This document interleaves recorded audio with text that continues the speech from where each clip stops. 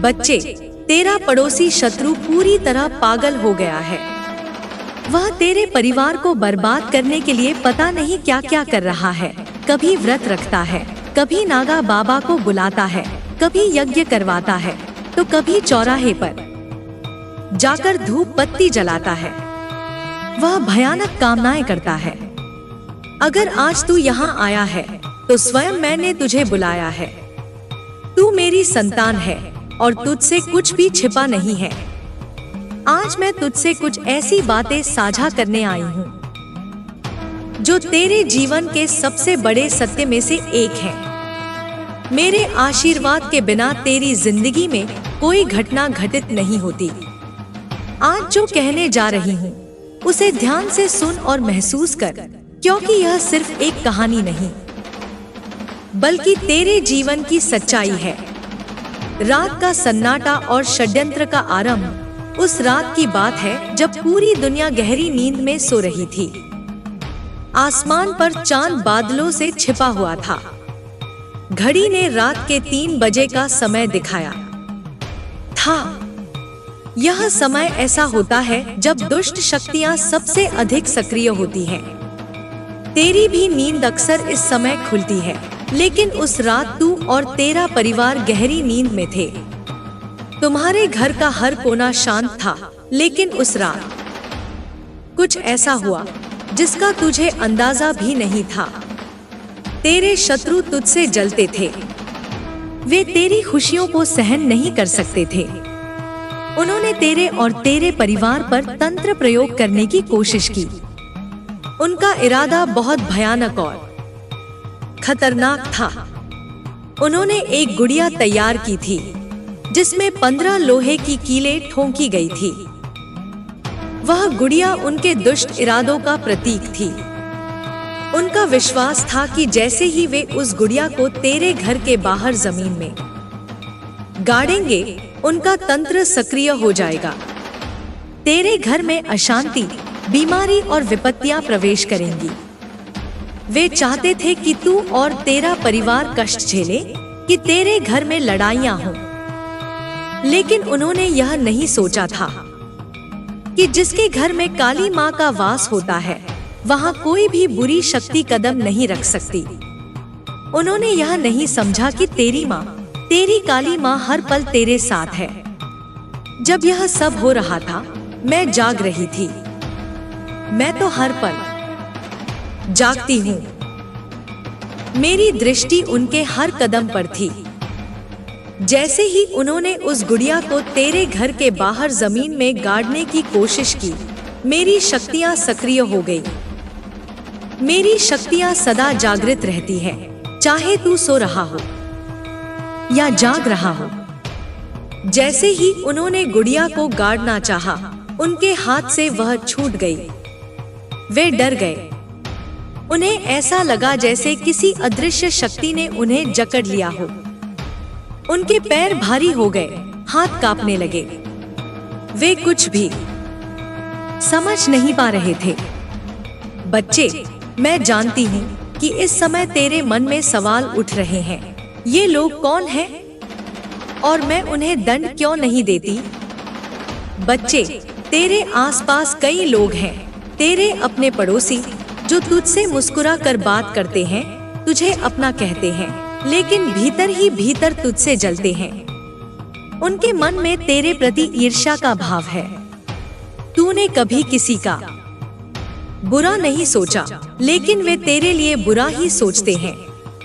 उस रात जब तू और तेरा परिवार गहरी नींद में थे, 3 लोग तेरे घर के बाहर पहुंचे। वे तांत्रिक प्रयोग करने आए थे, तेरा परिवार बर्बाद करने की योजना बना रहे थे। लेकिन जैसे ही उन्होंने कदम बढ़ाया, मेरी शक्तियों ने उनके पैर भारी कर दिए। उनके हाथ कांपने लगे। वे डर गए। बच्चे, तुझे पता है कि जो माँ अपने बच्चों की रक्षा के लिए हमेशा जागरूक रहती है, उसके रहते कोई भी शत्रु अपने मंसूबों में सफल नहीं हो सकता। वे घबराकर इधर उधर देखने लगे, लेकिन उन्हें कुछ भी दिखाई नहीं दे रहा था। हवा अचानक भारी हो गई थी। जैसे किसी अदृश्य शक्ति ने वातावरण को घेर लिया हो। उनकी सांसें तेज हो गई, शरीर कांपने लगा। उन्होंने एक दूसरे की ओर देखा, लेकिन उनके चेहरों पर अब आत्मविश्वास की जगह भय था। जिस तंत्र मंत्र के सहारे वे आए थे, वही अब निष्क्रिय हो चुका था। वे गुड़िया को गाड़ना चाहते थे, लेकिन उनके हाथ कांप रहे थे। जैसे ही उन्होंने जमीन खोदने की कोशिश की, मिट्टी पत्थर की तरह सख्त हो गई। उनकी उंगलियां सुन्न पड़ने लगी, जैसे किसी ने उनके शरीर से सारी शक्ति खींच ली हो। फिर अचानक एक सर्द हवा का झोंका आया और उनकी आंखों के सामने अंधेरा छा गया। उनके कानों में एक अजीब सी गूंज सुनाई दी, न तेज न धीमी, बस इतनी गहरी कि उनके रोंगटे खड़े हो जाए। उनकी आंखों में भय गहराने लगा। वे चीखना चाहते थे, लेकिन उनके होंठ हिल नहीं रहे थे। भागना चाहते थे, लेकिन पैरों में जैसे बेड़ियां पड़ गई थी। उनके शरीर पर ठंडा पसीना बहने लगा। अब उन्हें समझ आ चुका था कि उन्होंने जो करने की कोशिश की थी, वह असफल हो चुकी थी। फिर एक झटके में, जैसे किसी ने उन्हें पीछे धकेल दिया हो, वे जमीन पर गिर पड़े। उनके हाथों से गुड़िया छूट गई और वहीं पड़ी रह गई। वे उठने की कोशिश कर रहे थे, लेकिन उनकी हिम्मत जवाब दे चुकी थी। बच्चे, यह माँ की शक्ति थी। यह काली माँ की कृपा थी, जो तेरे और तेरे परिवार की रक्षा के लिए हमेशा जागृत रहती है। जो तेरी खुशियों को मिटाने आए थे, वे खुद अंधकार में खो गए। वे किसी तरह घिसटते हुए उठे, घबराए हुए वहां से भागने लगे। लेकिन माँ की शक्ति ने उन्हें इतनी आसानी से जाने नहीं दिया। रास्ते में उनके पैर लड़खड़ाने लगे। उनकी आंखों के आगे धुंध छा गई।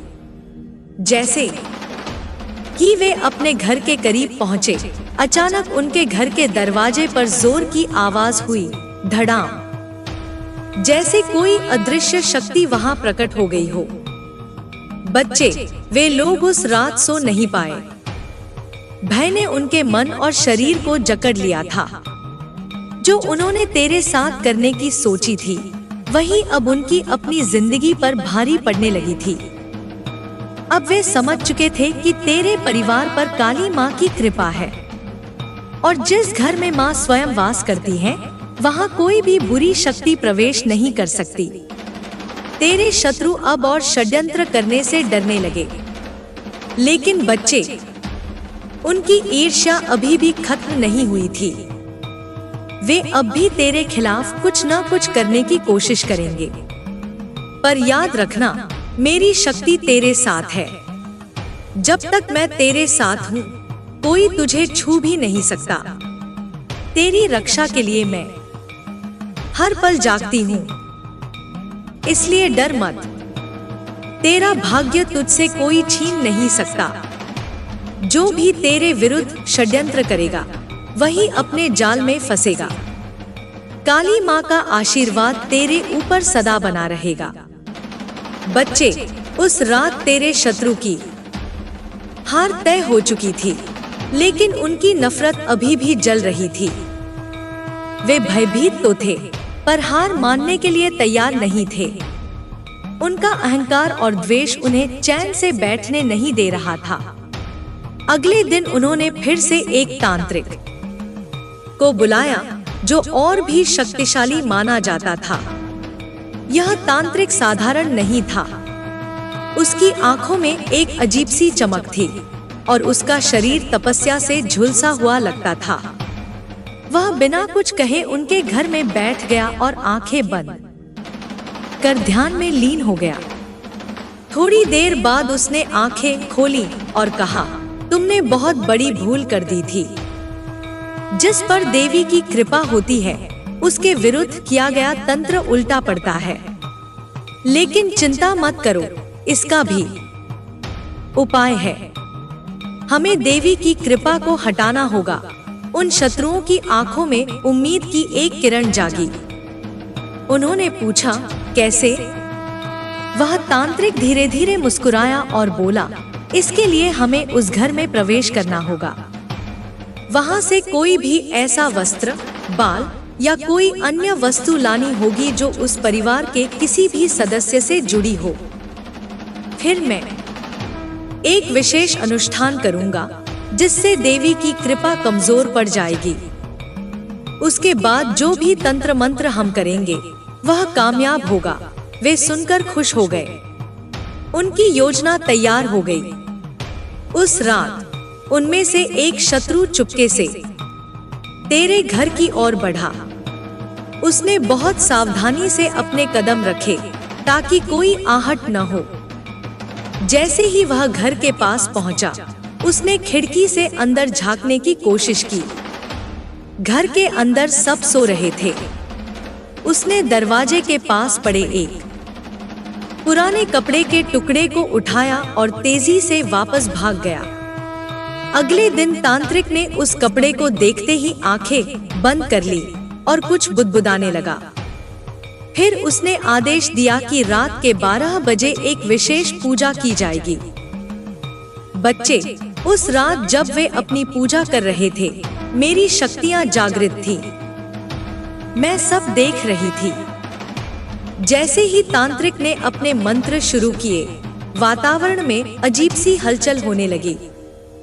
हवा तेज हो गई, दीपक की लौ कांपने लगी। लेकिन वे सब मंत्रों में लीन थे। उन्हें लगा कि उनका अनुष्ठान सफल हो रहा है, पर वे यह भूल गए थे कि देवी को कोई अनजाने में नहीं हरा सकता। अचानक मंदिर में रखा घंटा जोर से बज उठा।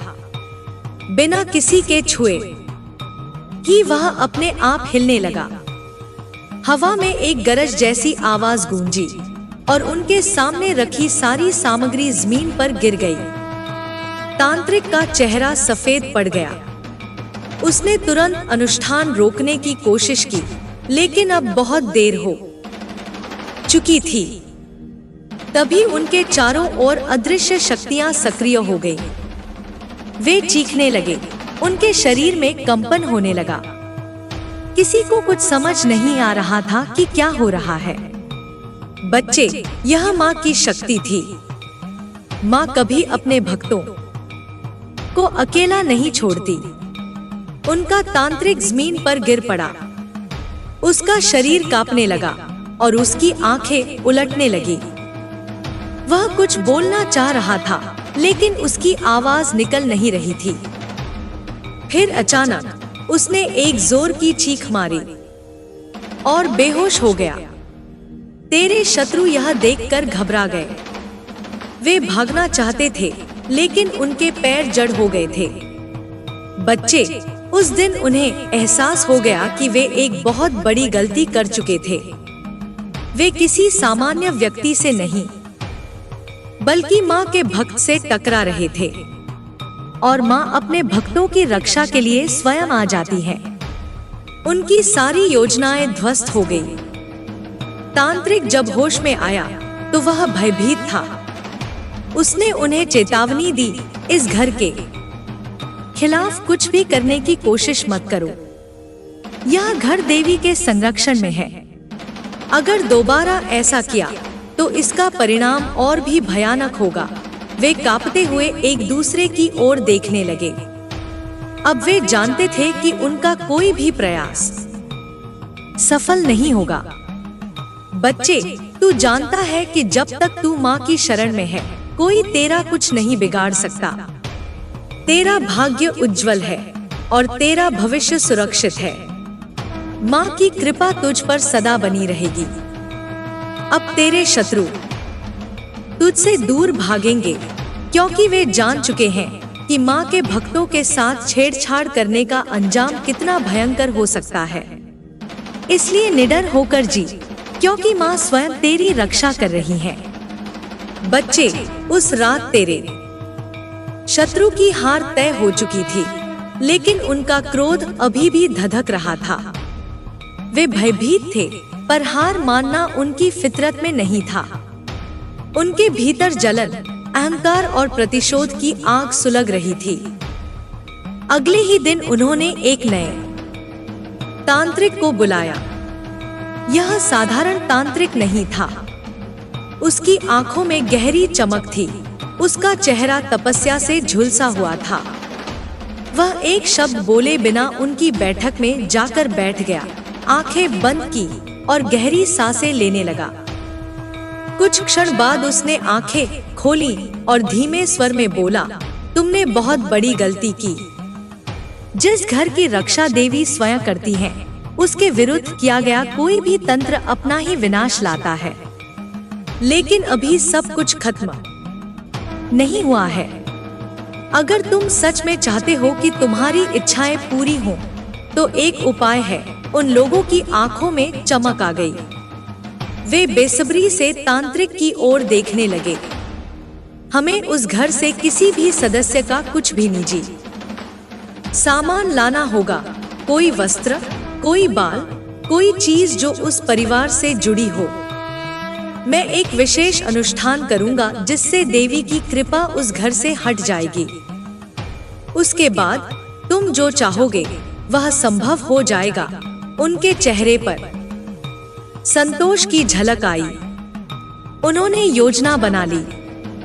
रात के अंधेरे में उनमें से एक व्यक्ति चुपचाप तेरे घर की ओर बढ़ा।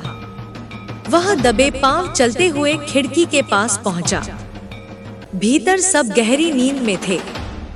उसने धीरे से दरवाजे के पास पड़ा एक पुराना कपड़ा उठाया और तेजी से वापस चला गया।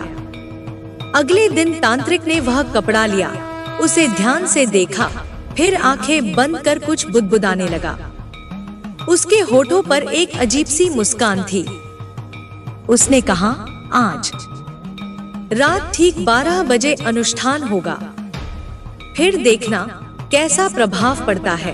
बच्चे, उस रात जब वे अपना काला अनुष्ठान कर रहे थे, मैं सब देख रही थी। मेरी दृष्टि हर ओर थी। जैसे ही तांत्रिक ने मंत्रोच्चार शुरू किया, हवा में अजीब सी गूंज उठी। वातावरण अचानक भारी हो गया। दीपक की लौ थरथराने लगी। लेकिन वे इसे अपने अनुष्ठान की सफलता समझ बैठे और मंत्रों का उच्चारण और तेज कर दिया। पर वे यह भूल गए थे कि जिन पर माँ की कृपा होती है, उन पर किया गया हर छल स्वयं पर ही भारी पड़ता है। अचानक उनके चारों ओर रखी चीजें जोर जोर से हिलने लगी। मंदिर में रखा घंटा बिना किसी के छुए ही बज उठा। उनकी आंखों में भय झलकने लगा, लेकिन वे मंत्र पढ़ते रहे। तभी एक तेज आवाज गूंजी, जैसे कोई गरजा हो। उनके सामने रखी सारी सामग्री अचानक जमीन पर गिर गई। तांत्रिक का चेहरा पीला पड़ गया। उसने मंत्र रोकने की कोशिश की, लेकिन अब देर हो चुकी थी। अदृश्य शक्तियां सक्रिय हो चुकी थी। उनके शरीर में अजीब सी झुरझुरी दौड़ने लगी। किसी को कुछ समझ नहीं आ रहा था कि क्या हो रहा है। उनके हाथ पैर बंधे से लगने लगे, जैसे कोई शक्ति उन्हें जकड़ रही हो। उनकी सांसें तेज हो गई। बच्चे, यह माँ की शक्ति थी। माँ अपने भक्तों की रक्षा के लिए हर क्षण जागृत रहती है। अचानक तांत्रिक जमीन पर गिर पड़ा। उसका शरीर कांप रहा था। उसकी आंखें उलटने लगी थी। वह कुछ बोलना चाह रहा था, लेकिन उसकी आवाज घुट गई थी। फिर एक तीखी चीख के साथ वह पूरी तरह निढाल हो गया। तेरे शत्रु भयभीत हो गए। वे उठकर भागना चाहते थे, लेकिन उनके पैर जवाब दे रहे थे। बच्चे, उस रात उन्होंने समझ लिया कि उन्होंने बहुत बड़ी भूल कर दी थी। वे माँ के भक्त से टकराने की कोशिश कर रहे थे और माँ स्वयं उसके रक्षक बनकर खड़ी थी। उनकी सारी योजनाएं नष्ट हो चुकी थी। तांत्रिक जब होश में आया तो वह कांप रहा था। उसने कांपती आवाज में कहा, इस घर से दूर रहो। इस परिवार को कोई हरा नहीं सकता। देवी इसकी रक्षा कर रही हैं। अगर दोबारा ऐसा करने की कोशिश की तो इसका परिणाम और भी भयानक होगा। उन लोगों के चेहरों पर भय साफ दिख रहा था। वे अब तक जितना जान चुके थे उतना ही उनके पैरों के नीचे से जमीन खींच लेने के लिए काफी था। बच्चे, तू जानता है कि जब तक तू माँ की शरण में है कोई तुझे हरा नहीं सकता। तेरे शत्रु अब तुझसे दूर भागेंगे क्योंकि वे जान चुके हैं कि माँ के भक्तों से टकराने का परिणाम क्या होता है। अब तू निडर होकर जी, क्योंकि माँ स्वयं तेरी रक्षा कर रही है। बच्चे, उस रात तेरे शत्रु की हार निश्चित हो चुकी थी, लेकिन उनका अंत अभी बाकी था।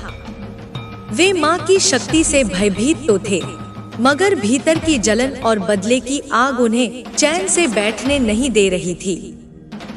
तांत्रिक की चेतावनी के बावजूद उनका अहंकार अभी भी जीवित था। वे मानने को तैयार नहीं थे कि कोई शक्ति उनकी इच्छाओं से बड़ी हो सकती है। उनका मन विष से भर चुका था और अब वे कोई भी कीमत चुकाने के लिए तैयार थे। एक रात वे फिर से एक और तांत्रिक के पास पहुंचे। यह तांत्रिक किसी साधारण व्यक्ति की तरह नहीं दिखता था। उसकी आंखें लाल थीं, चेहरा झुर्रियों से भरा हुआ था और उसके चारों ओर एक अजीब सा अंधेरा फैला हुआ था। जब उन्होंने अपनी समस्या बताई तो उसने ध्यान से सुना और फिर एक ठंडी हंसी हंसते हुए बोला, जिस शक्ति से तुम लड़ना चाहते हो वह आसान नहीं है, लेकिन हर शक्ति का एक संतुलन होता है। अगर तुम माँ की कृपा को हटाना चाहते हो तो तुम्हें उसकी बराबरी की नकारात्मक ऊर्जा उत्पन्न करनी होगी। उन्होंने प्रश्न किया, कैसे? तांत्रिक ने धीमे स्वर में उत्तर दिया, तुम्हें एक पवित्र स्थान को अपवित्र करना होगा। कोई ऐसा स्थान जहां माँ का वास हो, वहां जाकर अंधकार का बीज बोना होगा। तभी हम माँ की कृपा को कमजोर कर पाएंगे। उन लोगों के मन में एक खतरनाक योजना बन चुकी थी। वे जानते थे कि तेरे घर के पास ही एक पुराना मंदिर था जहां माँ काली की मूर्ति स्थापित थी। वर्षों से वहां पूजा होती आ रही थी, लेकिन अब उनके दुष्ट मन में उस पवित्र स्थान को दूषित करने का विचार आ चुका था। अगली रात वे चुपके से उस मंदिर में घुसे। अंधेरा घना था, चारों ओर निस्तब्धता छाई हुई थी। उनके कदम धीरे धीरे आगे बढ़ रहे थे। जैसे ही वे गर्भगृह के पास पहुंचे, हवा अचानक भारी हो गई।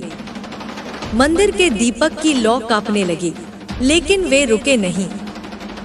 उन्होंने अपने साथ लाए गए तंत्र मंत्र के उपकरण निकालने शुरू किए। मंत्रों का जाप करते हुए उन्होंने एक अपवित्र अनुष्ठान आरंभ किया, लेकिन वे यह भूल चुके थे कि माँ की शक्ति केवल घर तक सीमित नहीं होती, माँ सर्वत्र विद्यमान है। जैसे ही उन्होंने अनुष्ठान की पूर्णाहुति देनी चाहिए, मंदिर की घंटियां अपने आप तेजी से बजने लगी। हवा तूफान की तरह गूंज उठी। वे घबरा गए, उनके हाथ कांपने लगे, लेकिन अब लौटने का कोई मार्ग नहीं था। अचानक माँ की मूर्ति के नेत्र चमक उठे। उनके शरीर में कंपन दौड़ गई। चारों ओर अंधेरा गहराने लगा और फिर एक घनी छाया मूर्ति के सामने प्रकट हुई। उनके मुंह से चीख निकल गई। वे भागना चाहते थे, लेकिन पैरों ने काम करना बंद कर दिया था। वह छाया धीरे धीरे उनके पास आने लगी। उसके स्पर्श मात्र से उनका शरीर सुन्न पड़ने लगा। उनकी हड्डियां कांप रही थी, जैसे किसी अदृश्य शक्ति ने उन्हें जकड़ लिया हो।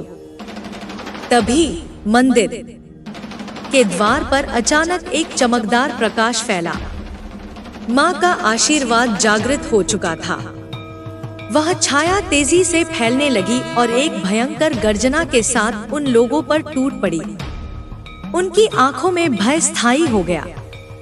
वे चिल्लाए, रोए, गिड़गिड़ाए, लेकिन अब बहुत देर हो चुकी थी। उनके अपने ही कर्म उन्हें निगलने के लिए तैयार थे। माँ के क्रोध का तूफान उन पर टूट पड़ा। वे तड़पने लगे, उनकी आत्मा तक कांप उठी। कुछ ही क्षणों में उनका सारा काला जादू ध्वस्त हो चुका था। उनकी तांत्रिक शक्तियां अब एक अभिशाप बन चुकी थी। अगली सुबह गांव वालों को वे मंदिर के द्वार पर बेसुध पड़े मिले। उनका चेहरा पीला पड़ चुका था, शरीर में कोई शक्ति शेष नहीं थी। जब उन्हें होश आया तो उनके चेहरे पर पश्चाताप का भाव था, लेकिन अब कोई उपाय नहीं बचा था। माँ ने अपना न्याय सुना दिया था। बच्चे, उस दिन के बाद वे लोग तेरे घर की ओर देखना तो दूर, तेरा नाम लेने से भी डरने लगे। माँ की कृपा से तेरा घर हमेशा सुरक्षित रहेगा। तू निडर होकर आगे बढ़, क्योंकि माँ स्वयं तेरी रक्षा कर रही है।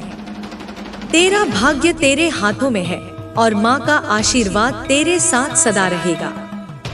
बच्चे, उस दिन के बाद से तेरे शत्रु भयभीत तो थे, लेकिन उनके मन में उठती ईर्ष्या की लपटें अब भी शांत नहीं हुई थी। वे जान चुके थे कि माँ की शक्ति के आगे उनका कोई भी प्रयास सफल नहीं होगा। फिर भी उनका मन छलकपट से भरा था। वे हार मानने के लिए तैयार नहीं थे। गांव में एक नया तांत्रिक आया था जो खुद को महान सिद्ध बताता था। उसकी चर्चा हर जगह होने लगी थी।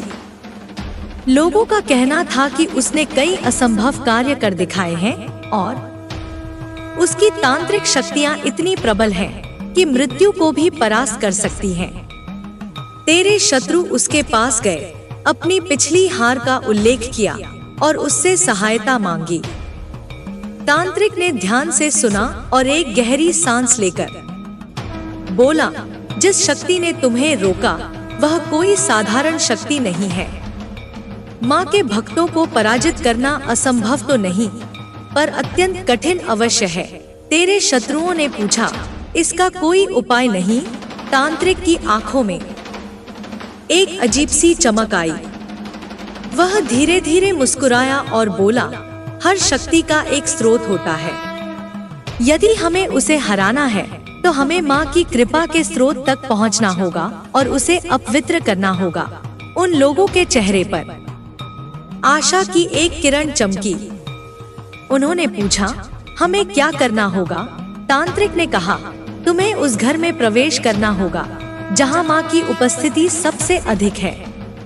वहाँ से कोई भी वस्तु, कोई चिन्ह या कोई निशानी लानी होगी जिससे मैं एक विशेष अनुष्ठान कर सकूं। इस अनुष्ठान के द्वारा हम उस स्थान की आध्यात्मिक रक्षा को भंग कर सकते हैं। उसके बाद तुम जो चाहो कर सकते हो। तेरे शत्रुओं ने योजना बनाई। रात के अंधेरे में उनमें से एक व्यक्ति तेरे घर की ओर बढ़ा। वह दबे पांव चलता रहा, सांस तक रोक रखी थी। जैसे ही वह तेरे आंगन में पहुंचा, एक ठंडी हवा चलने लगी। पेड़ हिलने लगे, पक्षी अचानक चहचहा उठे, लेकिन वह रुका नहीं। उसने घर के प्रवेश द्वार के पास रखी एक धूपदान को उठाया जिसमें माँ की आरती की भस्म थी और जल्दी से भाग निकला। अगले दिन तांत्रिक ने वह भस्म ली, उसे अपनी हथेली में रखकर आंखें बंद कर ली। कुछ क्षणों तक वह मौन रहा, फिर उसकी भौहें सिकुड़ गईं। उसने गहरी सांस लेकर कहा, यह कोई साधारण भस्म नहीं है, इसमें माँ की शक्ति समाई हुई है। शत्रुओं ने पूछा, तो क्या हम कुछ नहीं कर सकते? तांत्रिक ने आंखें खोली और कहा, कर सकते हो, लेकिन यह आसान नहीं होगा। हमें इसे अपवित्र करना होगा। हमें इसे ऐसे स्थान पर ले जाना होगा जहां अंधकार का प्रभाव सबसे अधिक हो। वहां मैं एक अनुष्ठान करूंगा जिससे इसकी शक्ति क्षीण हो जाएगी। फिर हम इसे तुम्हारे शत्रु के विरुद्ध प्रयोग कर सकते हैं। उन लोगों ने उसकी बात मान ली। अगली रात वे गांव के बाहर एक पुराने श्मशान में गए। चारों ओर अंधेरा था, शांति थी, लेकिन वातावरण में एक अजीब सा डर समाया हुआ था। तांत्रिक ने वहां एक त्रिभुज बनाया, उसमें भस्म को रखा और कुछ मंत्र पढ़ने लगा। जैसे ही उसने अनुष्ठान शुरू किया, हवा और ठंडी हो गई। पेड़ों की टहनियां जोर जोर से हिलने लगी, लेकिन वे सब मंत्रों में लीन रहे। अचानक एक जोरदार आवाज गूंजी। ऐसा लगा जैसे किसी ने क्रोध में गरज कर उन्हें चेतावनी दी हो। तांत्रिक की आंखें फटी की फटी रह गई। उसकी सांस तेज हो गई। यह संभव नहीं है, उसने घबरा कर कहा। शत्रुओं ने डरते हुए पूछा, क्या हुआ? तांत्रिक ने कांपते स्वर में कहा, यह भस्म अपवित्र नहीं की जा सकती। यह माँ के आशीर्वाद से भरी है, इसे बदलना हमारे वश में नहीं। शत्रुओं के चेहरे पर हताशा छा गई। उन्होंने चिल्लाकर कहा, तो इसका मतलब है कि हम हार चुके। तांत्रिक ने कुछ देर सोचा, फिर बोला, एक और उपाय है, लेकिन यह बहुत जोखिम भरा होगा। हमें उस व्यक्ति को ही अपने प्रभाव में लाना होगा जो माँ की कृपा में सुरक्षित है। उन्होंने पूछा, कैसे? सपनों के माध्यम से, तांत्रिक बोला। हम उसके मन में भ्रम पैदा करेंगे। यदि वह स्वयं माँ से दूर हो जाए तो उसकी रक्षा कमजोर हो जाएगी। हमें उसके विश्वास को डगमगाना होगा। शत्रुओं को यह योजना पसंद आई। तांत्रिक ने एक विशेष अनुष्ठान किया जिससे सपनों के माध्यम से तुझ पर प्रभाव डाला जा सके। उस रात जब तू गहरी नींद में था, तुझे विचित्र सपने आने लगे।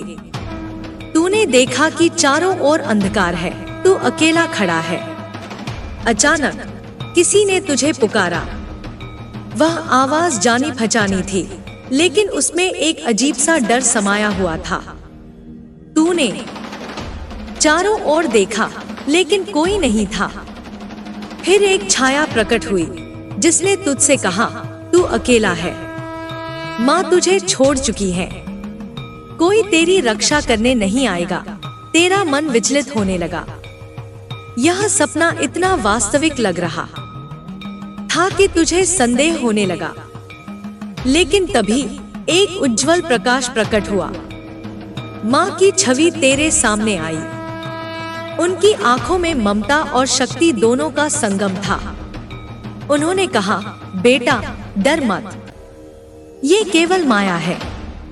तेरी आस्था ही तेरी सबसे बड़ी शक्ति है। तूने जैसे ही माँ की छवि को देखा, तेरा भय समाप्त हो गया। तेरे भीतर शक्ति जाग उठी। और तभी वह छाया अचानक दर्द से चिल्लाई और लुप्त हो गई।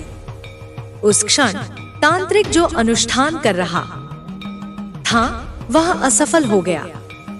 उसके चारों ओर आग की लपटें उठने लगी। वह चीखने लगा, नहीं, यह नहीं हो सकता। तेरे शत्रु घबरा गए। वे समझ चुके थे कि माँ की कृपा को मिटाना असंभव है। अगली सुबह तांत्रिक वहां से भाग चुका था।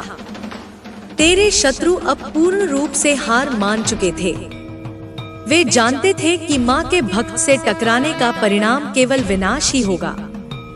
बच्चे, उस दिन के बाद से तेरा मार्ग और भी स्पष्ट हो गया।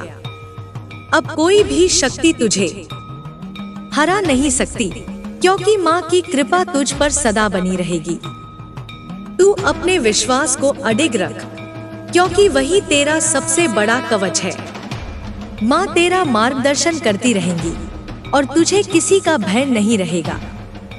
बच्चे, उस दिन के बाद से तेरे शत्रु अंदर ही अंदर घुट रहे थे। वे जानते थे कि अब वे तेरे सामने सीधे खड़े नहीं हो सकते, लेकिन उनका अहंकार और बदले की आग उन्हें चैन से बैठने नहीं दे रही थी। वे किसी भी तरह तुझे नुकसान पहुंचाना चाहते थे। वे गांव में किसी से भी सीधे तौर पर कुछ नहीं कह सकते थे, क्योंकि सब जान चुके थे कि माँ की कृपा तुझ पर है। लेकिन वे भीतर ही भीतर किसी ऐसे उपाय की तलाश में थे जिससे वे अपना प्रतिशोध पूरा कर सके। कुछ दिनों बाद गांव के बाहर एक और अघोरी पहुंचा। वह सामान्य तांत्रिकों से अलग था। उसके बाल बिखरे हुए थे, आंखें गहरी और लाल थीं, और उसका शरीर राख से ढका हुआ था। कहते थे कि वह मृत्यु को भी वश में करने की शक्ति रखता है। तेरे शत्रु उसके पास पहुंचे और अपनी पूरी कहानी सुनाई। उन्होंने उसे बताया कि कैसे वे बार बार असफल हो चुके हैं और अब वे किसी भी कीमत पर माँ की कृपा को तुझसे छीनना चाहते हैं। अघोरी ने उनकी बात सुनी और कुछ देर तक मौन रहा। फिर उसने गहरी आवाज में कहा, जिस शक्ति के विरुद्ध तुम खड़े हो वह अनंत है, लेकिन हर शक्ति का एक नियम होता है। कोई भी रक्षा तब तक अटूट रहती है जब तक उसकी परीक्षा न ली जाए। एक शत्रु ने पूछा, इसका क्या अर्थ हुआ? अघोरी मुस्कुराया। उसकी मुस्कान भयावह थी। उसने कहा, यदि तुम्हारा शत्रु स्वयं माँ से विमुख हो जाए तो उसकी रक्षा स्वयं ही टूट जाएगी। शक्ति भीतर होती है, बाहर नहीं। यदि मन में संशय आ जाए तो सबसे प्रबल रक्षा भी समाप्त हो सकती है। उन्होंने पूछा, तो हमें क्या करना होगा? अघोरी ने जवाब दिया, तुम्हें बस इतना करना होगा कि उसे ऐसे अनुभवों में डालो जहां उसे लगे कि माँ ने उसका साथ छोड़ दिया है। जब वह स्वयं माँ को पुकारना बंद कर देगा तो उसकी रक्षा स्वतः नष्ट हो जाएगी। उन लोगों के चेहरे पर कुटिल मुस्कान आ गई। उन्होंने एक योजना बनाई। उस रात वे तेरे घर के पास गए और वहां एक अंधकारमय तंत्र रखा। यह तंत्र माँ की कृपा को भंग करने के लिए था, लेकिन यह तभी प्रभावी हो सकता था जब तू स्वयं इसे स्वीकार कर लेता। तेरे सपनों में फिर से वही अंधकार लौट आया, लेकिन इस बार यह अधिक प्रबल था। तुझे लगा कि माँ दूर जा रही है। तेरा मन बेचैन होने लगा। तूने आंखें खोली और चारों ओर अजीब सा वातावरण पाया। कुछ भी सामान्य नहीं लग रहा था। दीपक की लौ धीमी थी और घर में एक अजीब सी ठंडक थी। तेरे मन में पहली बार संशय उठा, क्या सच में माँ का आशीर्वाद तुझ पर है? क्यों आज सब कुछ अजीब लग रहा है? तेरी यह हल्की सी शंका ही उनके तंत्र को बल दे रही थी। अगले दिन गांव में अजीब घटनाएं होने लगी। पशु अचानक अस्वस्थ होने लगे, पक्षी शोर करने लगे और कुछ लोगों को अजीब सपने आने लगे। लोगों में भय फैलने लगा। तेरे शत्रु इसी क्षण का इंतजार कर रहे थे। वे धीरे धीरे गांव में यह अफवाह फैलाने लगे कि शायद माँ का आशीर्वाद अब पहले जैसा नहीं रहा। वे लोगों के मन में डर पैदा करने लगे। तू यह सब देख रहा था, लेकिन तेरा मन भी विचलित होने लगा था। क्या सच में कुछ बदल गया था? क्या माँ सच में दूर हो रही थी? लेकिन तभी कुछ ऐसा हुआ जिसने सब कुछ बदल दिया। एक रात जब तू सो रहा था, तूने फिर से एक सपना देखा, लेकिन इस बार यह अंधकार का सपना नहीं था। तूने देखा कि माँ स्वयं प्रकट हुई। उनका स्वर कोमल था, लेकिन दृढ़ भी। उन्होंने कहा, बेटा, क्या तू मुझे केवल तब याद करता है जब सब ठीक होता है? क्या तू मुझे तब नहीं पुकारेगा जब तुझ पर संकट आए? तेरी आंखों में आंसू आ गए। तूने कहा, माँ, मुझे क्षमा करे, मैं भ्रमित हो गया था। माँ ने मुस्कुराकर कहा, सच्ची श्रद्धा वही होती है जो परीक्षा के समय भी अडिग रहे। जो तुझे भ्रम में डालना चाहते हैं वे यह नहीं जानते कि माँ अपने भक्तों का कभी साथ नहीं छोड़ती। तेरा मन शांत हो गया, तेरा भय समाप्त हो गया। जब तूने आंखें खोली तो तूने देखा कि घर का वातावरण सामान्य था। दीपक फिर से प्रज्वलित हो गया था। अगली सुबह गांव में सब कुछ ठीक होने लगा। पशु स्वस्थ हो गए, पक्षियों का शोर बंद हो गया और लोगों के सपने भी सामान्य हो गए। तेरे शत्रु हैरान थे, उनका तंत्र विफल हो गया था। उन्होंने समझ लिया कि माँ की कृपा को नष्ट करना असंभव है। अघोरी को जब यह पता चला तो वह क्रोधित हो उठा। उसने स्वयं तेरे घर जाने का निश्चय किया। उसने कहा, अब मैं स्वयं देखूंगा कि यह कौन है जो मेरे तंत्र को बार बार नष्ट कर रहा है। उस रात अघोरी ने एक और भयंकर अनुष्ठान किया। उसने चारों ओर अपनी शक्ति फैलाई और तुझे चुनौती दी। लेकिन तू अब पहले जैसा नहीं था। तू अब माँ की शक्ति को समझ चुका था। तू निर्भय होकर उठा और माँ के सामने दी प्रज्वलित कर प्रार्थना करने लगा। अचानक चारों ओर तेज प्रकाश फैल गया। अघोरी के मंत्र लड़खड़ाने लगे, उसकी शक्ति क्षीण होने लगी। वह क्रोध से चिल्लाया, लेकिन अब कुछ नहीं हो सकता था। माँ का आशीर्वाद पूर्ण रूप से जाग चुका था। एक भयंकर गर्जना के साथ अघोरी की शक्ति नष्ट हो गई। वह भयभीत होकर पीछे हटा और चिल्लाया, यह असंभव है। कोई मेरी शक्तियों को ऐसे कैसे नष्ट कर सकता है। लेकिन अब बहुत देर हो चुकी थी। माँ ने अपना निर्णय सुना दिया था। अगली सुबह अघोरी गांव से गायब था। कोई नहीं जानता कि वह कहाँ गया। तेरे शत्रु अब पूरी तरह भयभीत हो चुके थे। वे समझ चुके थे कि माँ के भक्त से टकराने का परिणाम केवल विनाश ही होता है। उस दिन के बाद तू और अधिक आत्मविश्वास से भर गया। तेरा विश्वास अडिग हो गया। अब कोई भी शक्ति तुझे हरा नहीं सकती थी। माँ की कृपा सदा तेरे साथ है और अब कोई भी तुझे विचलित नहीं कर सकता। बच्चे, अब तेरा विश्वास और भी अडिग हो चुका था। तू जान चुका था कि माँ की कृपा अटूट है और कोई भी तंत्र मंत्र, छल या षड्यंत्र उसे हिला नहीं सकता। तेरे शत्रु अब घबराए हुए थे, लेकिन वे अभी भी हार मानने के लिए तैयार नहीं थे। उनके भीतर की ईर्ष्या और अहंकार उन्हें चैन से नहीं बैठने दे रहे थे। वे जानते थे कि जब तक तू माँ की भक्ति में डूबा रहेगा, तब तक वे तेरा कुछ नहीं बिगाड़ सकते। इस बार उन्होंने एक नई योजना बनाई। वे तेरे सबसे करीबी लोगों को ही तेरे विरुद्ध भड़काने की कोशिश करने लगे।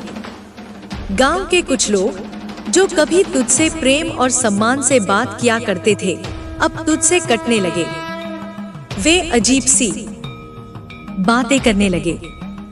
किसी ने कहा कि तू अभिमानी हो गया है। किसी ने कहा कि तेरी शक्ति से गांव के बाकी लोग कमजोर पड़ रहे हैं। धीरे धीरे तेरा अकेलापन बढ़ने लगा। तू यह सब देख रहा था, लेकिन तेरा मन शांत था। तू जानता था कि यह सब केवल एक और परीक्षा थी। तूने मन में ठान लिया कि किसी भी हाल में अपने विश्वास को डगमगाने नहीं देगा। एक दिन गांव के कुछ बुजुर्गों ने तुझे बुलाया। उन्होंने तुझसे कहा, बेटा, हमें डर लगने लगा है कि कहीं तेरी शक्ति गांव के लिए भारी न पड़ जाए। यह ठीक नहीं कि केवल एक व्यक्ति माँ की इतनी कृपा पाए और बाकी सब साधारण रह जाए। तूने विनम्रता से कहा, बाबा, माँ की कृपा किसी पर भी आ सकती है। इसमें मेरा कोई योगदान नहीं। जो भी सच्चे मन से माँ को पुकारेगा, उसे भी उनका आशीर्वाद मिलेगा। लेकिन उन्होंने सिर हिलाया और बोले, फिर भी हमें कुछ अजीब महसूस हो रहा है। गांव में पहले ऐसा नहीं था। तू समझ गया कि यह बात उनके मन में किसी और ने डाली है, लेकिन तूने कोई प्रतिक्रिया नहीं दी। तू बस मुस्कुराया और माँ की मूर्ति के सामने जाकर बैठ गया। तेरे शत्रु यह देखकर खुश हो गए कि उनकी योजना काम कर रही है।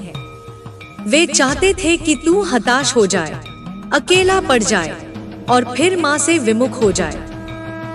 लेकिन उन्हें यह नहीं पता था कि सच्ची श्रद्धा भीड़ की मोहताज नहीं होती। कुछ ही दिनों बाद गांव में एक विपत्ति आ गई। नदी का पानी अचानक बढ़ने लगा। बारिश नहीं हो रही थी, फिर भी पानी उफान पर था। लोग डर गए कि कहीं बाढ़ न आ जाए। गांव के कुछ लोग घबराकर भागने लगे। कुछ लोग उपाय सोचने लगे, लेकिन तू शांत था। तू जानता था कि यह भी एक परीक्षा थी। तूने माँ के चरणों में ध्यान लगाया और प्रार्थना करने लगा। अचानक जैसे ही तूने माँ का नाम लिया, एक अजीब शांति छा गई। नदी का पानी धीरे धीरे स्थिर होने लगा। जो लोग भयभीत थे, वे यह देखकर स्तब्ध रह गए। वे समझ गए कि तू केवल एक भक्त नहीं, बल्कि माँ की शक्ति का माध्यम है। अब गांव के लोग फिर से तेरे पास आने लगे। वे समझ चुके थे कि उनके मन में जो संशय डाला गया था, वह केवल एक छल था। उन्होंने तुझसे क्षमा मांगी और तूने उन्हें प्रेम से क्षमा कर दिया। तेरे शत्रु यह देखकर और भी क्रोधित हो गए। उनकी योजना फिर से विफल हो गई थी। अब वे खुद को रोक नहीं पा रहे थे। वे फिर से जंगल में गए और इस बार उन्होंने सबसे भयानक तंत्र मंत्र करने वाले एक सिद्ध तांत्रिक को बुलाया। वह तांत्रिक साधारण नहीं था। वह दशकों से साधना कर रहा था और उसके पास अंधकार की शक्तियां थी। जब उसने तेरे शत्रुओं की कहानी सुनी, तो उसने कहा, इस बार मैं इसे समाप्त करूंगा। उसने एक भयंकर अनुष्ठान शुरू किया। उसने माँ की कृपा को नष्ट करने के लिए सबसे घातक तंत्र का प्रयोग किया। इस तंत्र का प्रभाव यह था कि जिस व्यक्ति पर यह डाला जाए, उसके भीतर भय और संशय भर जाता है। तू सो रहा था जब इस तंत्र का असर शुरू हुआ। तूने सपने में देखा कि तू एक अंधेरे जंगल में भटक रहा है। चारों ओर केवल घना कोहरा था और कोई आवाज नहीं थी। तू अकेला था और माँ कहीं भी दिखाई नहीं दे रही थी। तूने उन्हें पुकारा, लेकिन कोई उत्तर नहीं आया। तूने फिर पुकारा, लेकिन अब भी कोई जवाब नहीं। पहली बार तुझे सच में लगा कि माँ तुझसे दूर हो गई है। तेरा मन बेचैन होने लगा। तुझे लगा कि शायद अब तेरा अंत निकट है। लेकिन तभी तुझे एक चीज याद आई। माँ ने तुझसे कहा था कि सच्ची श्रद्धा वही होती है जो परीक्षा के समय भी अडिग रहे। तूने अपने डर को दूर किया। तूने आंखें बंद की और मन ही मन माँ का नाम जपने लगा। और तभी एक चमत्कार हुआ। वह अंधकार अचानक टूटने लगा। घना कोहरा हटने लगा और माँ की छवि फिर से प्रकट हुई। उन्होंने मुस्कुराते हुए कहा, बेटा, यह केवल एक और परीक्षा थी। तेरा विश्वास फिर से विजय हुआ है। अगली सुबह जब तूने आंखें खोली, तो तेरा मन पूरी तरह शांत था। तांत्रिक का तंत्र विफल हो गया था। वह तांत्रिक जिसने अपने पूरे जीवन में कभी हार नहीं मानी थी, अब घबरा गया था। उसने अपने शत्रुओं से कहा, यह असंभव है। मैंने कभी ऐसा नहीं देखा। इसका कोई उपाय नहीं है। यह व्यक्ति माँ की शक्ति से बंधा हुआ है। इसे कोई हरा नहीं सकता। तेरे शत्रु अब पूरी तरह हार चुके थे। वे भयभीत होकर वहां से भाग गए। उस दिन के बाद कोई भी तुझसे टकराने की हिम्मत नहीं कर सका। माँ की कृपा अब इतनी प्रबल हो चुकी थी कि कोई भी नकारात्मक शक्ति तेरे आसपास भी नहीं आ सकती थी। अब तू केवल एक भक्त नहीं, बल्कि माँ के आशीर्वाद का प्रतीक बन चुका था। तेरा नाम श्रद्धा और सम्मान से लिया जाने लगा। तूने माँ के प्रति अपने विश्वास को और भी गहरा किया। अब तुझे किसी का भय नहीं था, क्योंकि माँ सदा तेरे साथ थी। तू अब निडर था, अडिग था। माँ की कृपा तुझ पर पहले से कहीं अधिक प्रखर थी। तेरे शत्रु हताश होकर लौट चुके थे, लेकिन उनके मन में अब भी शांति नहीं थी। वे अपने अहंकार और ईर्ष्या के चलते चैन से नहीं बैठ सकते थे। लेकिन इस बार उन्होंने प्रत्यक्ष युद्ध करने का विचार छोड़ दिया। वे समझ चुके थे कि तू माँ की शक्ति से जुड़ा है और सीधे हमला करने से कुछ भी हासिल नहीं होगा। इसलिए उन्होंने एक और मार्ग चुना, छल और माया का। एक दिन गांव में एक अजनबी आया। वह साधारण लोगों जैसा ही दिखता था, लेकिन उसकी आंखों में एक अजीब सी चमक थी। वह बहुत मीठे शब्दों में बोलता था और अपनी बातों से लोगों को आकर्षित करने में माहिर था। उसने धीरे धीरे गांव में अपनी जगह बना ली। लोग उसकी बातें सुनने लगे, उसे विद्वान समझने लगे। वह ज्ञान की बातें करता, जीवन के रहस्यों पर चर्चा करता और धीरे धीरे लोगों को एक अलग दिशा में मोड़ने लगा। एक दिन उसने गांव के लोगों से कहा, तुम सब जिस शक्ति की पूजा करते हो, क्या तुमने कभी सोचा है कि यह शक्ति केवल एक व्यक्ति तक ही सीमित क्यों है? यदि माँ की कृपा इतनी महान है, तो वह सब पर समान रूप से क्यों नहीं उतरती? गांव के कुछ लोग सोच में पड़ गए। वे माँ की कृपा को महसूस कर चुके थे, लेकिन यह सवाल उनके मन में पहली बार आया था। अजनबी ने अपनी बात जारी रखी, तुम सब एक व्यक्ति की शक्ति पर निर्भर क्यों हो? क्या यह संभव नहीं कि यह शक्ति सबके भीतर हो? अगर माँ वास्तव में सर्वव्यापी है, तो उनकी कृपा किसी एक को विशेष क्यों बनाती है? अब कुछ लोग संशय में आ गए। वे आपस में चर्चा करने लगे। अजनबी ने जो बीज बोया था, वह धीरे धीरे अंकुरित होने लगा। तू यह सब देख रहा था, लेकिन तू शांत था। तू जानता था कि यह भी एक और परीक्षा है। माँ की कृपा कोई वस्तु नहीं जिसे बांटा जा सके। यह केवल भक्ति, श्रद्धा और विश्वास से ही प्राप्त होती है। लेकिन गांव के लोग धीरे धीरे भ्रम में पड़ने लगे थे। कुछ ही दिनों में लोगों ने तुझे माँ की मूर्तियों के पास अकेले बैठा देखना बंद कर दिया। अब वे उस अजनबी के इर्द गिर्द इकट्ठा होने लगे। वह उन्हें नए विचार दे रहा था, एक नया मार्ग दिखा रहा था, लेकिन यह मार्ग माँ की कृपा से दूर ले जाने वाला था। फिर एक दिन गांव के कुछ लोगों ने तुझसे कहा, बेटा, अब समय बदल गया है। अब हमें नए विचारों को अपनाना चाहिए। हमें अपनी शक्ति को स्वयं पहचानना चाहिए, किसी एक व्यक्ति के माध्यम से नहीं। तूने उनकी बातें सुनी? फिर शांत स्वर में कहा, माँ की कृपा किसी व्यक्ति की संपत्ति नहीं होती, यह केवल श्रद्धा से प्राप्त होती है। यदि तुम सच में माँ को अपने भीतर पाना चाहते हो, तो भटकने की आवश्यकता नहीं। लेकिन यदि तुम किसी छलावे के कारण अपना मार्ग बदल रहे हो, तो यह तुम्हारी परीक्षा है, मेरी नहीं। लेकिन लोग अब अजनबी की बातों से प्रभावित हो चुके थे। वे समझने को तैयार नहीं थे। और फिर एक और संकट आया। गांव में अचानक बीमारियां फैलने लगी। पशु मरने लगे, खेत सूखने लगे और लोग बेचैनी महसूस करने लगे। वातावरण में एक अजीब सा भारीपन था। गांव वाले घबरा गए। उन्होंने अजनबी से पूछा, अब क्या करें? अजनबी ने एक हल्की मुस्कान के साथ कहा, यह केवल संयोग है, डरने की जरूरत नहीं। लेकिन कुछ ही दिनों में हालात और बिगड़ने लगे। जो लोग माँ से विमुख हुए थे वे सबसे अधिक पीड़ित हो रहे थे। उन्हें अजीब से सपने आने लगे।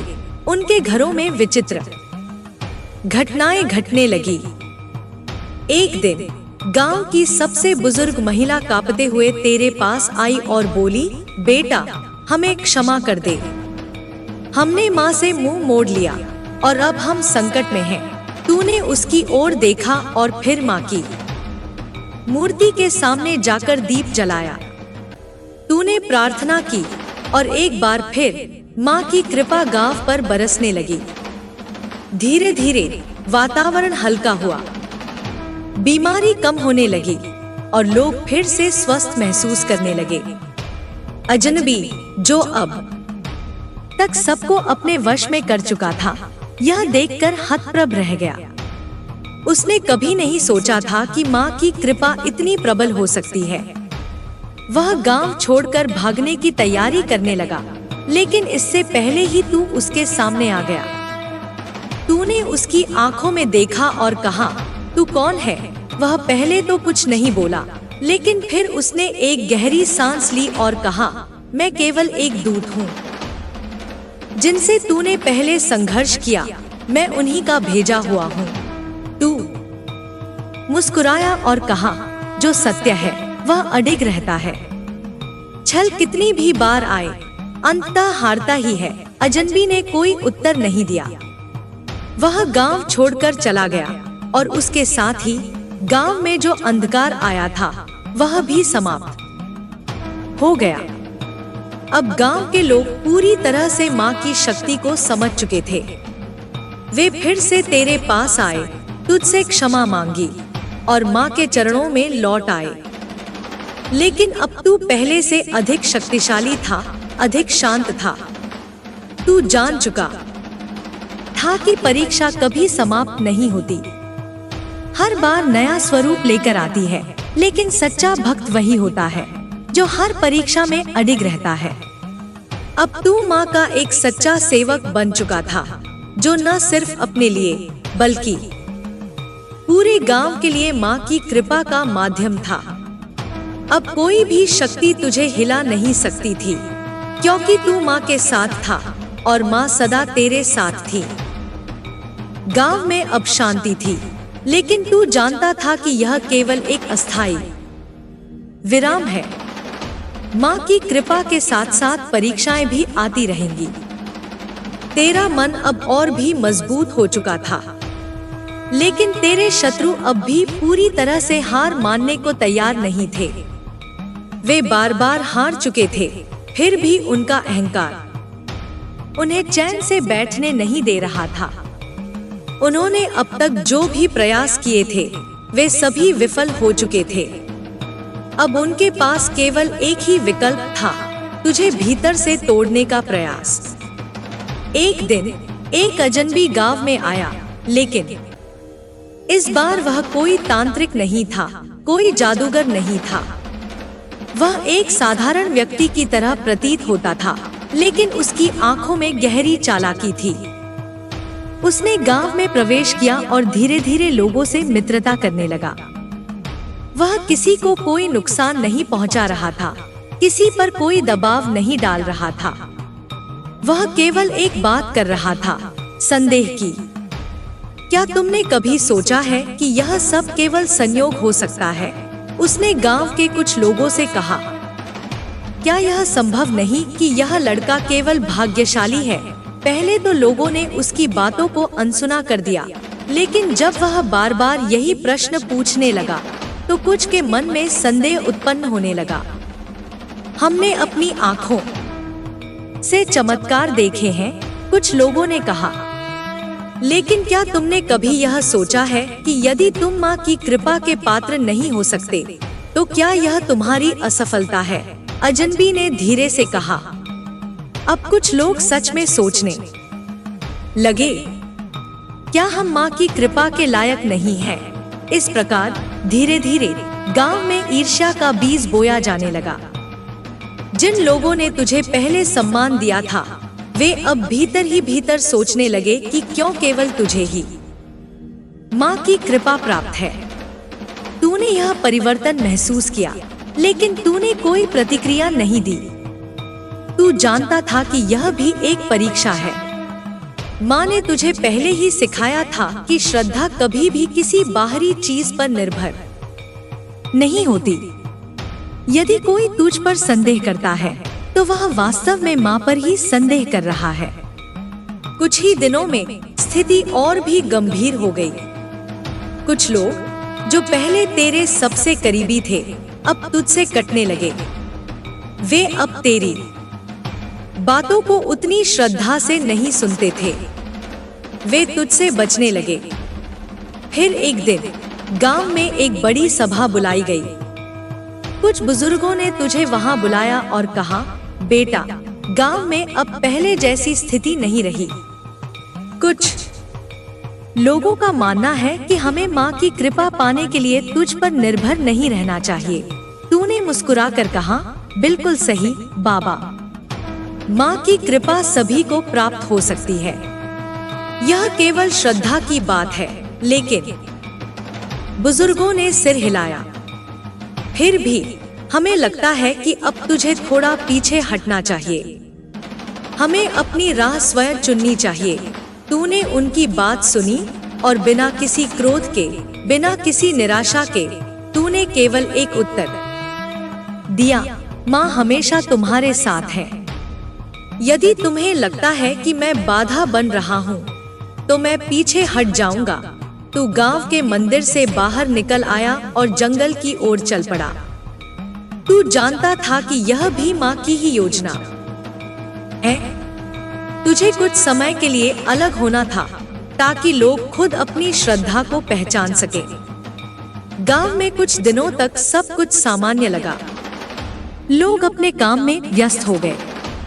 लेकिन धीरे धीरे वे एक अजीब सी बेचैनी महसूस करने लगे।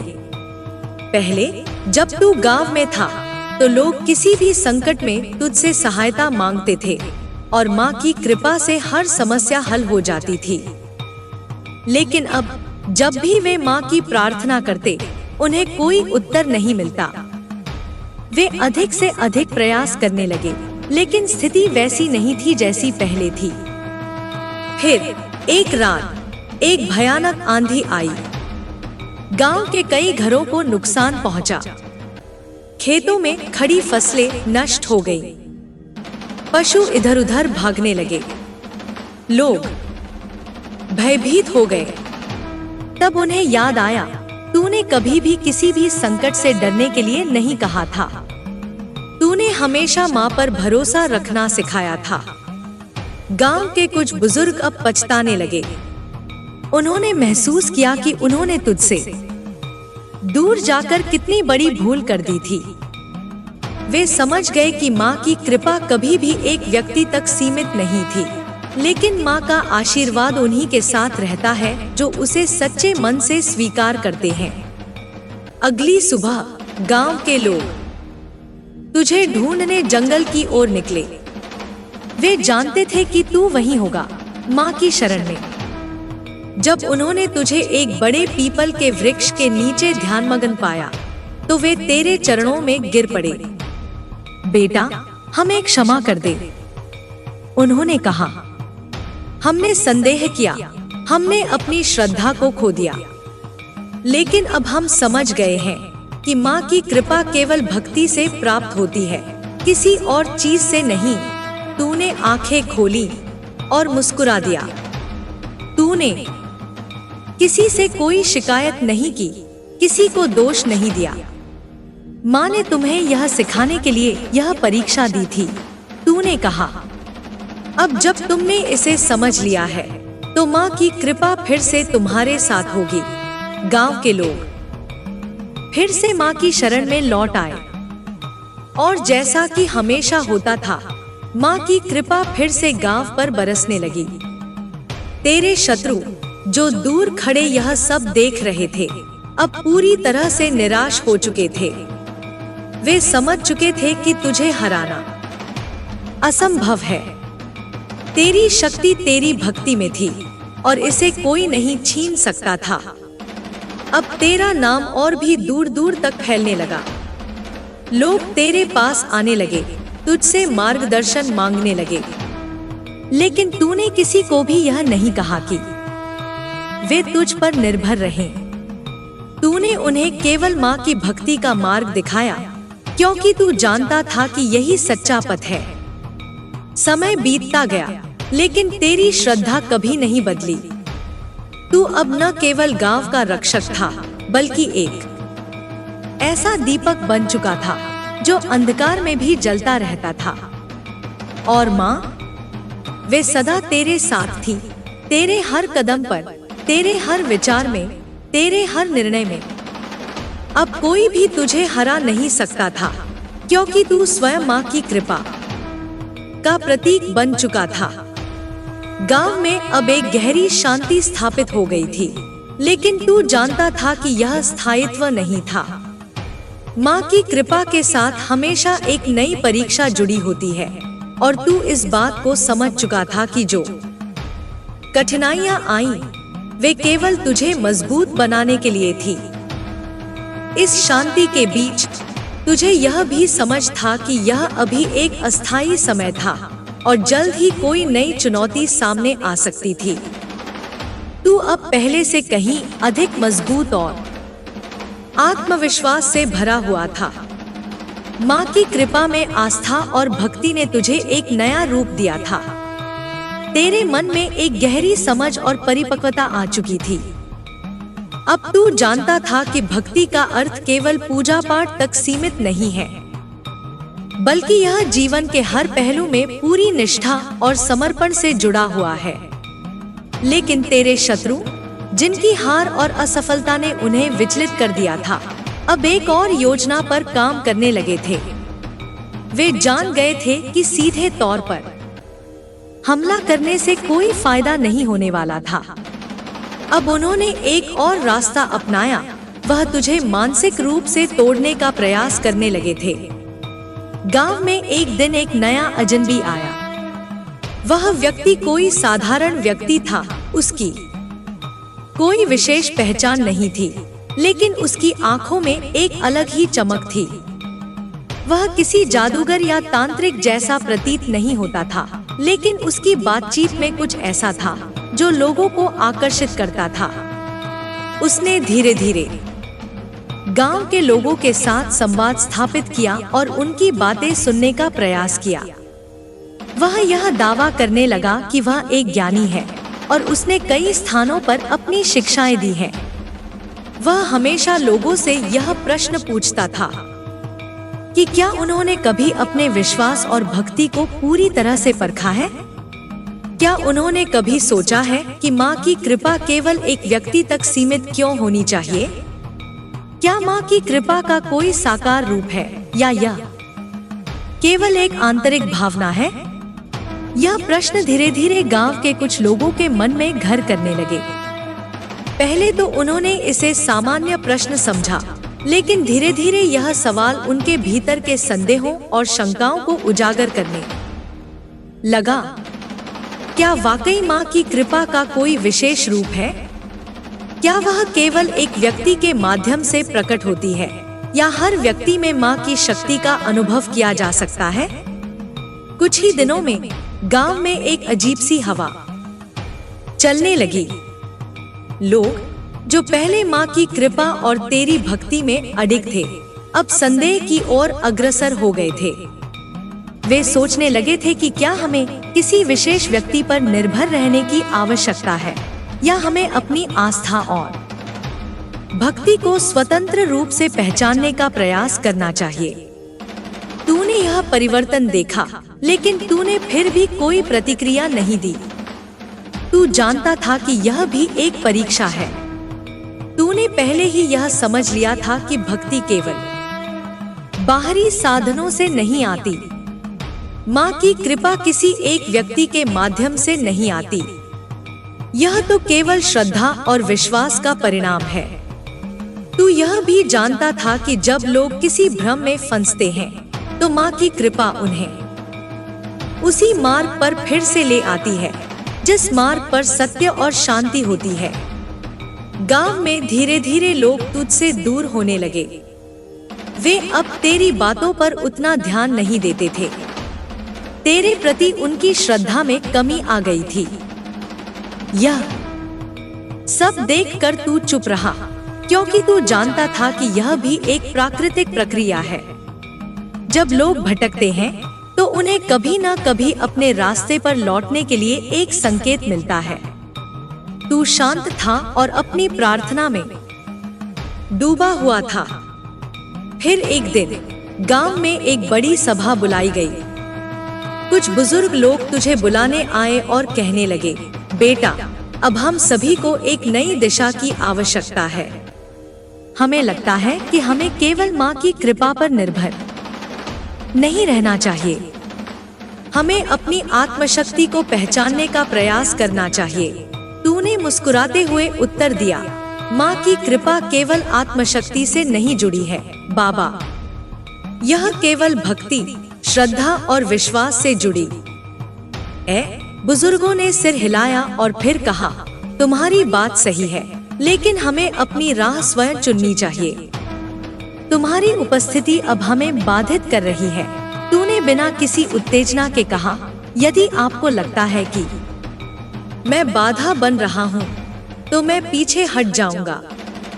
माँ के आशीर्वाद से कोई भी मार्ग सही हो सकता है। तू गांव से बाहर निकल आया और जंगल की ओर चल पड़ा। तू जानता था कि यह भी माँ की योजना का हिस्सा था। यह समय था जब लोग अपनी आस्था और भक्ति को खुद पहचाने, और जब वे फिर से अपनी भूल को समझेंगे, तब माँ की कृपा फिर से उनके साथ होगी। गांव में कुछ दिनों तक शांति बनी रही, लेकिन धीरे धीरे कुछ और बदलाव आए।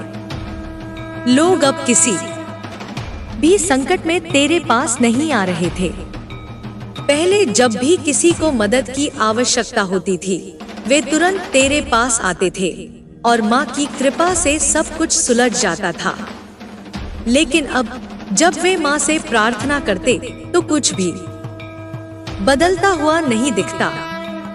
गांव के लोग अपने आप में घबराए हुए थे और उन्हें यह समझ में नहीं आ रहा था कि सब कुछ पहले जैसा क्यों नहीं हो रहा था। फिर एक रात जब गांव में अजीब सी नीरवता छाई हुई थी, एक भयंकर आंधी आई। गांव के कई घरों को भारी नुकसान हुआ और खेतों में खड़ी फसलें नष्ट हो गई। पशु परेशान हो गए और इधर-उधर भागने लगे। लोग भयभीत हो गए, क्योंकि वे जानते थे कि बिना माँ की कृपा के इस संकट से उबरना नामुमकिन था। तब उन्हें याद आया, तूने हमेशा कहा था, माँ की कृपा का अस्तित्व केवल आस्था में है। अगर तुम सच में माँ की भक्ति करते हो, तो कोई भी संकट तुम्हें विचलित नहीं कर सकता। गांव के कुछ बुजुर्ग पछताने लगे। उन्होंने महसूस किया कि वे जिस रास्ते पर चल पड़े थे वह गलत था। वे अब समझ गए थे कि माँ की कृपा केवल किसी एक व्यक्ति के माध्यम से नहीं आती, बल्कि यह हर उस व्यक्ति के लिए है जो सच्चे मन से भक्ति करता है। अगली सुबह गांव के लोग तुझे ढूंढने जंगल की ओर गए। वे जानते थे कि तू वही होगा जहां माँ की शक्ति और आशीर्वाद का प्रवाह जारी था। जब उन्होंने तुझे एक पुराने पीपल के वृक्ष के नीचे ध्यानमग्न पाया, तो उन्होंने तेरे चरणों में गिरकर कहा, बेटा, हमें क्षमा कर दे। हमने अपनी श्रद्धा को खो दिया था। अब हम समझ गए हैं कि माँ की कृपा केवल श्रद्धा से मिलती है और यह किसी बाहरी साधन से नहीं। तूने शांत भाव से उत्तर दिया, माँ ने तुम्हें यह सिखाने के लिए ही यह परीक्षा दी थी। अब जब तुम समझ गए हो, तो माँ की कृपा फिर से तुम्हारे साथ होगी। गांव के लोग फिर से माँ की शरण में लौट आए। जैसे ही उन्होंने माँ की पूजा और प्रार्थना शुरू की, वैसे ही वातावरण में एक हल्की सी शांति और सुख का एहसास होने लगा। फिर से उनके बीच खुशी लौट आई और उनके सभी संकट धीरे धीरे समाप्त होने लगे। तेरे शत्रु जो दूर खड़े थे और यह सब देख रहे थे, अब पूरी तरह से निराश हो चुके थे। उन्हें यह समझ में आ गया था कि तुझे हराना असंभव है, क्योंकि तेरी शक्ति केवल तुझ में नहीं बल्कि तेरी भक्ति और माँ की कृपा में थी। समय बीतता गया और तू गांव में एक नई मिसाल बन गया। लोग अब तुझे केवल एक गुरु या नेता के रूप में नहीं बल्कि एक सच्चे भक्त के रूप में देखने लगे थे। तू अब केवल गांव का रक्षक नहीं बल्कि एक ऐसा दीपक बन चुका था जो अंधकार में भी जलता रहता था। और माँ, वह सदा तेरे साथ थी, तेरे हर कदम पर, तेरे हर विचार में, तेरे हर निर्णय में। अब कोई भी शक्ति तुझे हिला नहीं सकती थी, क्योंकि तू माँ की कृपा का सजीव प्रतीक बन चुका था। गांव में अब हर कोई माँ की कृपा के महत्व को समझ चुका था। लेकिन जैसे जैसे समय बीतता गया, तुझे यह एहसास हुआ कि एक नई चुनौती अब तुम्हारी प्रतीक्षा कर रही थी। यह चुनौती सिर्फ तुम्हारे लिए नहीं बल्कि पूरे गांव के लिए थी। लोगों ने अपने जीवन में बदलाव महसूस करना शुरू किया था, लेकिन वे समझ रहे थे कि यह शांति स्थायी नहीं हो सकती। गांव में कुछ ऐसे लोग भी थे जो अब भी माँ की कृपा को केवल एक व्यक्तिगत अनुभव मानते थे और दूसरों से इसे छिपाना चाहते थे। समय का चक्र चलता रहा और धीरे धीरे गांव में अजनबी लोग आकर बसने लगे। यह लोग न तो तंत्र मंत्र में विश्वास रखते थे, न ही उन्हें माँ की कृपा का कोई अनुभव था। वे केवल अपने व्यक्तिगत स्वार्थ के लिए गांव में आए थे और कुछ ऐसे सिद्धांतों का पालन करते थे जो केवल उनके अहंकार को बढ़ाते थे। उनकी यह चुपके चुपके गतिविधियां गांव में धीरे धीरे फैलने लगी।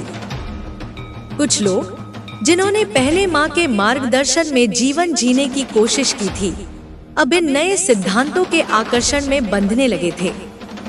तूने यह सब देखा, लेकिन तुझे यह भी पता था कि यह एक और परीक्षा का हिस्सा था।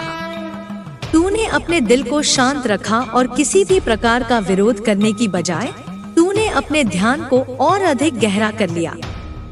तू जानता था कि जो लोग भ्रम में थे, उन्हें अपने ही अनुभव से समझने का अवसर मिलेगा। एक दिन गांव में एक बड़ा आयोजन हुआ। यह आयोजन उन लोगों द्वारा किया गया था जो माँ की कृपा को केवल एक मिथक मानते थे।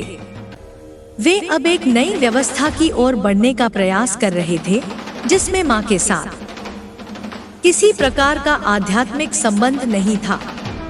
यह आयोजन एक प्रकार से विरोधाभासी था, लेकिन तू जानता था कि यह भी जरूरी था ताकि लोग स्वयं समझ सके कि जीवन में आस्था और भक्ति का क्या महत्व है। गांव के लोगों ने धीरे धीरे इस आयोजन का हिस्सा बनना शुरू किया। उनमें से कुछ का मानना था कि यह आयोजन केवल एक धार्मिक प्रदर्शन है, लेकिन अधिकांश लोग भ्रमित हो गए थे और कुछ ने तो इस पर विश्वास करना भी शुरू कर दिया था। उन्हें यह समझ नहीं आ रहा था कि यह जो वे देख रहे थे वह वास्तव में सत्य के कितना करीब था। तू जो हमेशा अपने ज्ञान और भक्ति से गांव का मार्गदर्शन करता रहा था, अब खुद को एक नई स्थिति में पा रहा था।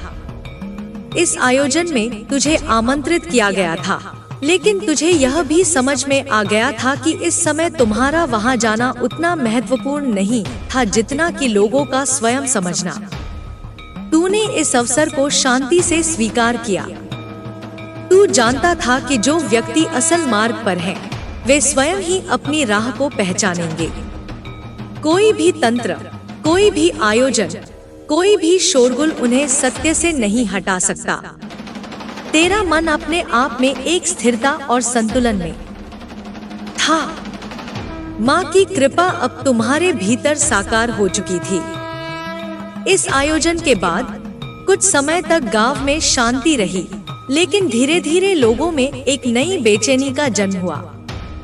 वे अब भी बाहरी साधनों की ओर बढ़ने लगे थे, लेकिन अंदर से उनका आत्मविश्वास हिलने लगा था। वे समझने लगे थे कि कुछ भी बाहरी साधन उन्हें स्थायी संतोष और शांति नहीं दे सकते थे। फिर एक दिन गांव में एक और बड़ा संकट आया। यह संकट अचानक आया और सभी को चौंका दिया। एक भारी वर्षा और तूफान ने गांव के कुछ हिस्सों को तहस-नहस कर दिया। लोग भयभीत हो गए और उनके मन में संदेह और निराशा का भाव उमड़ने लगा। अब वे समझने लगे थे कि जो सुरक्षा पहले माँ की कृपा से थी, वह अब किसी बाहरी साधन से नहीं मिल सकती। यह वह पल था जब गांव के लोग फिर से माँ की शरण में लौटने के लिए मजबूर हुए। उन्होंने महसूस किया कि उनका असली आशीर्वाद केवल और केवल माँ की कृपा में ही था। उनके जीवन में जो भी शुभ फल हुए थे, वे माँ की शक्ति और आशीर्वाद के कारण ही थे। गांव के लोग तुझे ढूंढने जंगल की ओर गए। उन्होंने महसूस किया कि उनके अंदर जो भी संदेह था, वह अब समाप्त हो गया था। वे जानते थे कि तुम हमेशा वही हो जो माँ के आशीर्वाद और भक्ति को जीवन में महसूस करने वाले थे। जब उन्होंने तुझे एक बड़े पीपल के पेड़ के नीचे बैठा पाया, तो वे तुझे देखकर आत्मसात हो गए। बेटा, उन्होंने कहा, हमें क्षमा कर दो। हमने अपनी श्रद्धा को खो दिया था और यह भूल कर दी थी कि माँ की कृपा सच्चे मन से भक्ति से मिलती है। हमें अब यह समझ में आ गया है कि हम केवल अपने भीतर की शक्ति और आस्था से ही माँ के आशीर्वाद को महसूस कर सकते हैं। तूने न केवल उन्हें क्षमा किया, बल्कि उन्हें यह भी समझाया कि माँ ने उन्हें यह सीखने का अवसर दिया है। जो हुआ वह सब माँ की इच्छा के अनुसार था। तूने कहा, अब जब तुम सच्चे मन से माँ के आशीर्वाद को स्वीकार करोगे, तो तुम्हारे जीवन में हर संकट समाप्त हो जाएगा। गांव के लोग फिर से माँ की शरण में लौट आए और इस बार उनकी श्रद्धा में कोई कमी नहीं आई। वे समझ गए थे कि आस्था और भक्ति ही असली शक्ति है और हर संकट का समाधान इसी में छिपा है। तेरे शत्रु जो दूर खड़े यह सब देख रहे थे, अब पूरी तरह से निराश हो गए थे। वे समझ गए थे कि तुझे हराना असंभव है, क्योंकि तेरी शक्ति केवल तुझ में नहीं, बल्कि तेरी भक्ति और माँ की कृपा में थी। उन्होंने यह स्वीकार कर लिया कि अब वे कभी भी तुम्हारे मार्ग को नहीं रोक सकते। समय बीतता गया और तू फिर से गांव का रक्षक बन गया। लोग तेरे पास आकर माँ की कृपा और भक्ति के बारे में मार्गदर्शन प्राप्त करते थे। तेरी शक्ति अब केवल तुम्हारे भीतर नहीं थी, बल्कि अब वह सबके भीतर फैल चुकी थी जो सच्चे मन से माँ की शरण में आते थे। समय का चक्र चलता रहा, लेकिन तेरी भक्ति और माँ की कृपा में कोई परिवर्तन नहीं आया। तू अब केवल एक व्यक्ति नहीं था, बल्कि एक आदर्श बन चुका था। अब तेरी पहचान केवल एक भक्त के रूप में थी और लोग तुझसे सच्ची भक्ति का मार्गदर्शन प्राप्त करने के लिए आते थे। माँ की कृपा अब हर एक व्यक्ति के जीवन का हिस्सा बन चुकी थी और गांव में एक नई ऊर्जा का संचार हुआ था। अब कोई भी शंका नहीं थी, कोई भी भ्रम नहीं था, क्योंकि सभी ने समझ लिया था कि केवल माँ की भक्ति और आस्था ही जीवन का असली मार्ग है। तू अब न केवल गांव का रक्षक था, बल्कि एक सजीव प्रमाण था कि जो माँ के साथ चलता है, उसे कभी हार नहीं हो सकती। गांव में अब शांति का साम्राज्य था। हर घर में माँ की भक्ति का दीप जल रहा था और गांव के लोग अपनी रोज की जिंदगी में एक नई दिशा के साथ जी रहे थे। लेकिन फिर भी एक छोटा सा संदेह और एक हल्की सी बेचैनी हर दिल में कभी कभी महसूस होती थी। यह बेचैनी किसी बाहरी संकट से नहीं, बल्कि अंदर की असमंजस से थी। लोग जान रहे थे कि माँ की कृपा उन पर है, लेकिन वे अब भी आंतरिक तौर पर इस कृपा को पूरी तरह से समझने के लिए प्रयासरत थे। एक दिन गांव में एक विशेष संतान का जन्म हुआ। यह बच्चा कोई सामान्य बच्चा नहीं था। उसकी आंखों में कुछ अलग सा था, एक रहस्य, एक गहरी शांति और एक अजीब सी चमक। लोग उसे देखकर हैरान थे। कोई भी साधारण शिशु इतना शांत और स्थिर नहीं हो सकता। गांव के लोग मानने लगे कि यह बच्चा माँ की विशेष कृपा का प्रतीक है और यह उसी मार्गदर्शन के रूप में आया है जिसका उन्होंने अपने जीवन में पालन किया था। वह बच्चा धीरे धीरे बड़ा होने लगा, लेकिन उसमें एक अद्भुत क्षमता थी। वह माँ के प्रति अपनी आस्था और भक्ति को न केवल अपने शब्दों से बल्कि अपने कार्यों और जीवन शैली से भी व्यक्त करता था। उसकी मासूमियत में एक ऐसी गहराई थी जो लोगों को अपने कर्मों और विचारों में सुधार करने के लिए प्रेरित करती थी। गांव के लोग उसे देखकर खुद को प्रश्न करने लगे कि क्या वे भी माँ के आशीर्वाद के योग्य हैं? क्या वे वही जीवन जी रहे हैं जो उन्हें जीने के लिए माँ ने उन्हें दिखाया था? समय के साथ वह बच्चा गांव का एक अनमोल रत्न बन गया। वह बिना शब्दों के ही सबको बता देता था कि माँ के आशीर्वाद का सही अर्थ क्या है। उसकी मासूम हंसी में एक गहरी शांति छिपी थी और उसके छोटे छोटे कार्यों में भगवान की कृपा का प्रतीक दिखाई देता था। उसे देखकर लोग यह समझने लगे कि आस्था का अर्थ केवल पूजा नहीं है, बल्कि हर कार्य में, हर विचार में और हर कदम में माँ के मार्गदर्शन का अनुसरण करना है। एक दिन गांव में फिर से एक चुनौती सामने आई। यह चुनौती बाहर से नहीं बल्कि अंदर से आई थी। कुछ लोग जो पहले माँ की कृपा और भक्ति में विश्वास रखते थे, अब भटकने लगे थे। वे इस नए विचार में उलझने लगे थे कि माँ का आशीर्वाद केवल विशेष व्यक्तियों के लिए होता है और अगर कोई व्यक्ति उस विशेष व्यक्ति के पास नहीं है तो वह माँ के आशीर्वाद से वंचित रह सकता है। यह विचार धीरे धीरे फैलने लगा और कुछ लोग इसे सच्चाई मानने लगे। इस विचार ने गांव में एक असमंजस का वातावरण उत्पन्न किया।